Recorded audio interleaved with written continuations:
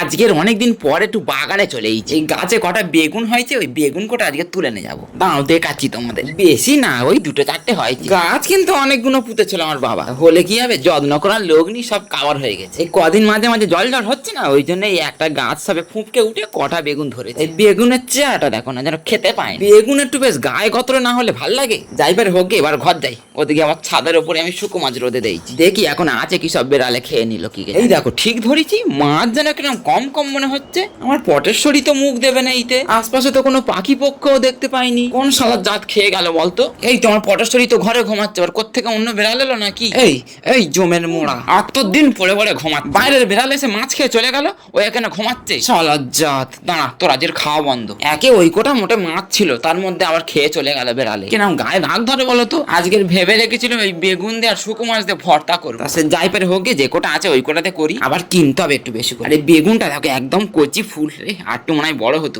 আজকের এই বেগুনের ভর্তাটা একটু অন্যরকম হবে। এমনি ওই পোড়া বেগুন পেঁয়াজ কাঁচা লঙ্কা ওরাম না, একটু শুকো মাছ দেবো তো, একটু কায়দা করে করতে হবে। যাই পারে হোক, বেগুনগুলো সব চাকচালা করে কেটে নিয়েছি। এবার এই শুকো মাছ কটা ঝপ করে ভেজে তেলের ওপরে আগে এক ফোঁটাখানি হলদির গুঁড়ো দিল, মাছের গন্ধটা কম লাগবে। মাছ কটা আগে গরম জলে ভালো করে ধুয়ে নিচ্ছি, কিন্তু আরে মুড়ো ফুড়ো ফেলিনি। ওই দুটো মাছ তার যদি আবার মুড়ো বাদ দিয়ে আর কি থাকবে। আরে শুকো মাছ ভাজার সময় এমন একটা সেন্টে বার হয়, গ্রাম শুদ্ধ লোক জেনে যাবে যে ওদের বাড়ি শুকো মাছ হচ্ছে। জানবি জান, খাবো তো আমি, তোদের অত কি রে। যাই পারে হোক, একটু কড়া করে ভেজে নিলুম। এইবার আসল রান্নাটা শুরু হচ্ছে। ফোড়নে কিচ্ছু দিতে লাগবে না, আগে এই তেলের উপরে রসুন কটা ভালো করে ভেজে, যখন দেখবে এই ভল ভল করে সেন্টে বার হচ্ছে, তখন আর দেরি করবে। পেঁয়াজ কাঁচা লঙ্কা টমেটো সব একসঙ্গে ঢেলে দেবো। আমাদের আবার ফ্রিজের ভেতরে আধখানে একটা ক্যাপসিকাম পড়েছিল, কবে থেকে শুকনো শুঁট হয়ে যাচ্ছে, ওইটা কুঁচে দিয়ে দিই, ভালো স্বাদ হবে। বেশি না, হালকা করে একটু নেড়ে চেড়ে ভেজে নেবো, নিয়ে আর বেগুন কোটাও ঢেলে দেবো। শুধু এই কাঁচা কাঁচা গন্ধটা কেটে গেলে হয়ে যাবে। আর মাল মশলা তেমন কিচ্ছু লাগবে না, শুধু নুন আর একটু ঝাল হলদির গুঁড়ো। শুকো মাছ দিলে আর কিচ্ছু দিতে লাগে না। ভাবি যাবি এটা সেটা দিলে আবার শুকো মাছের স্বাদ পাওয়া যাবে। যাই পারে হোক, হালকা করে নেড়ে চেড়ে আর শুকো মাছ কোটাও এখন ঢেলে দেবো। এবার জল দেবো একদম এক ফোঁটা খেনি। সিদ্ধ হওয়ার মতো তো এমন কিচ্ছু নেই, ওই বেগুন ফেগুন তো এমনি ঘেটে গোবর হয়ে যাবে। এবারে খানিক্ষণ একটু চাপা মেরে রেখে দেবো। যখন দেখবে মোটামুটি জলটা শুকনো হয়ে গেছে, তখন ওই আলু থাসার মেশিনটাতে একটু ভালো করে ঘেটে দেবো। আবার এরকম গোটা গোটাও রাখতে পারো, তবে ভর্তা তো একটু ঘাটা ঘাটা না হলে ঠিক যেন ভালো হয় না। ব্যাস হয়ে গেছে, এবার খালি আর একটু জলটা শুকনো করে নেবো, আর কিচ্ছু করতে লাগবে না। উফ, আর দেরি হয় না, গালে জল এসে যাচ্ছে। আচ্ছা চলো দেখি এই ফাঁকে তোমাদের গোটা কথা কমেন্ট পড়ে শোনাই।